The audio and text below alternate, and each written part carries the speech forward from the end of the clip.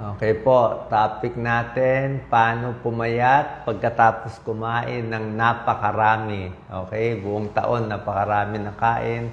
Ngayon, paano papayat? Kaya ba pumayat in 30 days, in 1 month? Siguro pwede natin umpisahan. Basically po, para pumayat ang tao, dalawang bagay talaga tinitignan. Simple lang yung dalawang bagay. First, gaano karami ang kinakain mo. Okay, ilang calories kinakain mo. Yan, isang banda. Kabilang banda, gaano karaming exercise o galaw ang ginagawa mo. Pag mas marami yung kinakain mo, konti lang ang galaw mo, ito, marami kang kinakain. 'Di ba? Puro fast food, ang galaw mo konti lang, tumatanda na, konti lang galaw, tataba. Pero pag ang kinakain mo mas konti, tapos yung galaw mo mas marami, mas papayat ka. Okay? So, mas gusto natin either bawasan yung kain o damihan yung exercise, di ba? Ano ba mas madali sa inyo? Ang problema kasi po, pag binawasan nyo yung kain nyo, alam nyo yan, manghihina kayo, di ba? Medyo manginginig, di ba? Konti na nga kinain ko, half cup rice, tapos papalakarin mo ako ng 3 kilometro, baka himatayin ako. Kaya minsan ang technique, pag nagda-diet ka ng konting kain na medyo lupay-pay ka, medyo hinay-hinay lang sa bahay, pahinga na. So, pwede ka rin pumayat ganon. Low intake, konting exercise, pero mas mababa yung kinakain mo. So, 14 tips para pumayat. Number 1, pwede mo damihan yung lakad mo. Okay? More exercise, walking, jogging, biking, pwede yun. Yun ang isang style. Damihan mo yung exercise mo, pero may kinakain ka pa rin, pero mas marami lang yung exercise mo. Tapos, kailangan bumili ng timbangan. Hindi pwede walang timbangan. Hindi pwede tansya-tansya na, ay, mukhang pumapayat ako. Hindi po. Tumingin sa timbangan. Ano ba ang timbang ngayon? Bumababa ba o hindi? Every 2 days, kailangan magtimbang. Wag awayin ng timbangan, wag sigawan kasi tama yung timbangan. More exercise. Number 2, pwede mo gawin kung hirap ka mag-exercise, kaya masakit ang likod, may sakit ang paa, hindi maka-exercise, pwedeng bawasan mo yung kinakain mo. Basically, yung rice and carbohydrates ang pampataba. So, yung kanin, yung tinapay, yan talaga mabilis. Yung mga noodles, kung dati 2 cups ka, try mo 1 cup. Kung dati 1 cup ka, gawin mo half cup. 'Di ba? Kung noodles mo malaki, o minsan wag mo na ubusin. Kung tinapay mo, 4 na pan, gawin mo na lang 3 o 2. So, unti-unti, babawasan mo yung carbohydrates mo. Kasi ang problema sa carbohydrates, busog ka, pero after ilang hours, gutom ka ulit. Gutom ka ulit. Kaya, kain pa rin ng kain, gugutumin ka. Okay? Gusto natin yung busog pero konting calories. Yung kanin, kasi. So, bawas talaga. Ngayon, pinipilit ko 3/4 cup rice na lang ako. 3/4 cup. Hindi na 1 cup, hindi na 2 cup. Number 3, piliin yung pagkain na nakakabusog pero low calorie. Ano to? Actually, lahat ng gulay low calorie. Ampalaya, favorite ko, low calorie. Yung simpleng luto lang, wala masyadong mantika. Yan, kahit maraming kainin mo, pwede. Pag sinabi mo ampalaya, kangkong, okra, ano bang mga gusto nyong gulay, mga talbos, pwede lahat yan, di ba? So, pag maraming gulay, parang kanin mo na siya. Siya ang pinakakanin mo, yung gulay mo. Paano naman kung salad? Di ba? Yung iba, ay, magsasalad ako, magda-diet ako. May problema sa salad. Kung gusto mo magsalad, pwede ka magsalad, pero suka lang, vinaigrette lang yung pangsawsawan mo. Kasi pag yung salad mo, nilagyan mo ng mayonnaise, Thousand Island sauce, Caesar salad, o yung mga matatamis na cream, ay baliwala. Useless yung salad mo kasi tataba ka pa rin. Kasi yung pinatong mo doon, sobra daming calories para siyang mantika at taba. Pwede repolyo, pwede. So, more salad, yung kanin, konti na lang. Okay? Number 4, ito na lang talaga pampapayat natin, tubig. Diba?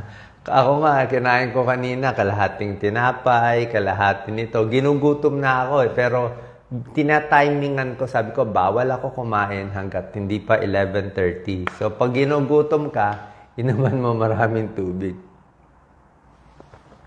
Lolokohin mo yung tiyan mo. Isipin ng tiyan mo, ay may laman, pero tubig pala. Pwedeng hot water, tubig. So, number 4 tip, puro tubig lang ako. Kung gusto mo tsaa, pwede tsaa. Wala nang honey-honey. Kahit healthy ang honey kasi matamis eh. Pag kape, black coffee. Kasi tubig, pwede talaga. Okay? Ang kalaban natin, yung mga tumataba, basta tubig lang. Juice, wag na lang mag-juice kasi matamis ang juice. Kahit sabihin mo pa healthy ang juice, kahit sabihin mo mag-fresh orange juice ka, siguro fresh orange juice, bibilangin mo yun. Bibilangin mo yun. Pero yung mga juice na nabibili, yung mga iced tea, yung mga milk tea, nako patay tayo doon. Yung mga coffee sa mga mamahalin, hindi talaga. Tubig talaga. Soft drinks, lahat na yan. Kahit sports drink, kahit sabihin mo pa buko, pwede siguro buko isa, pero isang buong buko, isang baso ng buko juice, I think mga 45 calories yun. So, pag naubos mo yung buko na sabaw, 90 calories. Pag kinain mo pa yung buko, mga 250 to 300 calories. Parang 1.5 cup of rice. Kaya tataba ka rin sa buko. Kasi nga, may siya, carbohydrate siya. Diba? So, tubig talaga pampapayat. Okay? Huwag mag-alala na kulang kayo sa calories. Pag tumatanda, 40, 50 years old, kailangan mas konti ang kinakain. Oo. Bakit mas konti pag tumatanda? Kasi maliit na muscle natin. Lagi na tayo nakaupo, di ba? Hindi tayo malikot. Yung mga bata, malikot kaya pataba tayo ng pataba. Tubig lang. Hindi kayo pag konti ang kinain nyo, actually mas healthy eh. Yung medyo gutom, okay daw yung medyo gutom. Kung kaya nyo matulog ng gutom, congratulations. Yung medyo gutom lang. Diba? Kasi pag natulog ka medyo gutom, na kaya mo, pagising mo, at least payat ka. Kung ayaw mo matulog ng gutom, kumain ka ng, gabi na, kumain ka pa ng pizza, okay, sarap nga ng tulog mo, babangungutin ka sa pizza, pagising mo naman, ang laki ng tiyan mo. Pero pag natulog ka na medyo gutom, hindi ko naman sinabi sobrang gutom, di ba? Yung medyo gutom lang, tamang-tama. Ako kasi konti kinakain ko sa gabi. Pag ginutom ako, may saging ako. Okay, may saging akong reserva pang emergency, pang laman tiyan. Number 5, eat slowly. Dahan-dahan lang yung kain. Okay, tatagalan mo. Okay, tapos maraming tubig. Number 6, mas maraming gulay, mas maraming fiber. Sinabi ko na nga, di ba? Mas maraming gulay, mas maraming fiber. Number 7, pwedeng medyo high protein. Mapapansin nyo pag kanin kinain mo, 2 platong kanin at konting-konting ulam, busog ka pero in 4-5 hours, gutom na gutom ka. Pero pag kinain mo siguro isang 1/4 chicken, okay, manok, let's say inihaw na manok, okay, or mga inasal, gusto natin, o 1/4 na chicken, kahit konti ang rice mo, hindi ka ganong magugutom. Kasi parang mas malakas yung protina eh.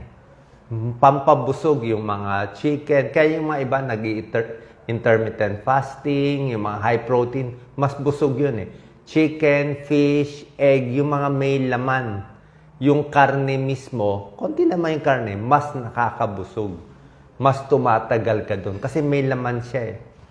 Hindi katulad ng kanin, parang bula yung kanin, di ba? So, more protein, konti lang yung kanin, tapos more gulay. Number 8, kailangan mahaba ang tulog. Pag puyat ka lagi, tataba ka. Okay? Pag ang tulog mo, 1:00 madaling araw, gugutumin ka ng 12 midnight, may midnight snack ka pa. So, talo na tayo doon. Pag night shift ka, syempre, pagod yung katawan mo, antok ka. Pag antok ka, kailangan mo kumain. Babawi ka. So, kung matulog ka na mahaba, 8 hours, 9 hours, so wala kang kinakain. Matulog ka ng 9 o'clock, gising ka ng 7 o'clock. 'Di ba? So, wala kang kinain. Mas di ka pagutom. So, more sleep, mas papayat. So, less stress na rin yan. Less stress, less emotional stress. 'Di ba? Huwag mo isipin, birthday ko, kailangan kumain ako ng chocolate. O, na-promote ako, kailangan kumain ako sa restaurant. Yun.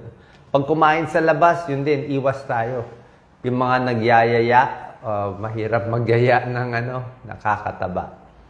Number 9, may konting resistance kung gusto mo. May konting weights. Pwedeng wall push-up, o yung mga light weights, 3 pounds, 5 pounds, may tulong din yan. Number 10, pwede kayo mag-intermittent fasting. Siguro, yung intermittent fasting, siguro mga pangbata, mga 50 years old and below. Wala pa kayong 50, sa tingin ko, kaya nyo mag-intermittent fasting. Medyo mahirap lang yung 16 hours. Ako hindi ko kaya 16 hours. Kung kaya mo lang yung 12 hours, pwede na yun. 12 hours is medyo pwede na. Let's say, huling kain mo, 7 ng gabi. Diba? 7 ng gabi, huling kain mo. Ang kain mo sa umaga, 7 ng umaga. O, 12 hours na yon. Pwede ka magtubig, O, 7 p.m., 7 a.m., pwede na yon. Kung kaya mo patagal-tagalan, 6 p.m. ang kain. Tapos 8 a.m., 14 hours na yon. O, pwede na yon. Biro mo, 14 hours ka hindi kumain. Tapos, bawi-bawi na lang. So, medyo tinatagal natin yung kain. Tapos, konti-konti lang. Di ba? Parang kain ibon lang. Para lang wag lang magutom. Wag lang manginig. Wag lang mag-hypoglycemia. Alam niyo, hypoglycemia? Pag gutom na gutom ka, talagang mahihilo ka, parang babagsak ka, parang manginginig ka, kala mo nagpapanik ka, pero gutom lang yon. So, wag ka mag-soft drinks, wag ka mag-chocolate, kumain ka na lang ng kahit anong tinapay, yung normal kain, konti, para lang mawala yung gutom. Akin, saging lang, lagi ako maraming saging. Number 11, mag-ingat sa sarsa. Diyan tayo nalalagutan. Yung mga kababayan natin. Isip nila sarsa, baliwala. Sarsa minsan mas marami pang calories sa sarsa. 'Di ba? Pupunta ka sa fast food, may fried chicken, 'di ba? May sarsa ka na konti, gagawin natin, bubuhos natin lahat, 'di ba? So pag dinamihan mo yung sarsa, nakakataba na. Yung mga cream, yung mga dip, yung mga sauce, yung mga pizza, ang dami-dami pinapatong. Dapat pag mag-pizza kayo, yung mga lumang pizza. Wala na tayong mga lumang pizza na kinakainan ko. Yung mga parang 3M lang dati, yung may konting maliit na ham, na konting cheese lang. Yung ganun lang. Ngayon, ang dami na nakapatong. Pati yung crust, may hotdog pa. Talagang kain lang talaga ng kain, di ba? So, nasa dami pa rin yon. Number 12, dapat mas malikot. Mas malikot. Like kami, pag nakatira kami doon sa isang bahay namin, doon sa may kapatid ko doon sa Pasay, kami lang nandun. So, lahat kami gagalaw. Breakfast, sariling kuha, sariling linis, sariling washing machine. So, pag ikaw ang nagtatrabaho lahat, mas magalaw ka, mas papayat ka.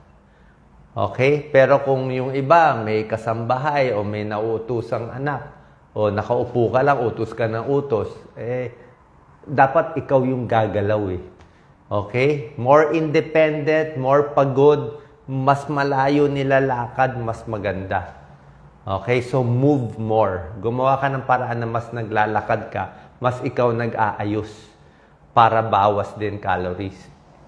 Number 13, kumain ng medyo busog lang. Okay? Hindi mo kailangan maging mabusog. Sasabihin, ito yung laging argument pag nagtagal ko na dito sa social media. Lagi sinasabi ng nagko-comment, ba't ako hindi magpapakabusog? Ako, tanga? Siyempre, dapat magpapakabusog ako. Kakain ako hanggang busog na busog ako. Puro kanin. Mali nga Nakakita na ba kayo ng matabang tao na overweight na umabot ng 100 years old? Di ba? Mas mataba, arthritis, sakit sa puso, diabetes, hindi umabot ng 100 Yung mga tumatanda, kita mo, ang payat-payat nila. Tsaka meron ngayong pag-aaral, eat less, live longer. Yung gutom daw na laging kulang ka sa calories, di ba? Parang may stress sa katawan, good stress daw yun eh. Yun daw yung nagpapahaba ng buhay, yung laging gutom na parang kulang konti, medyo mas payat. Siyempre, pag mas payat ka, baga sa kotse, konti lang ang karga ng kotse. Diba? Mas payat ka eh, mas kaya ng katawan mo eh.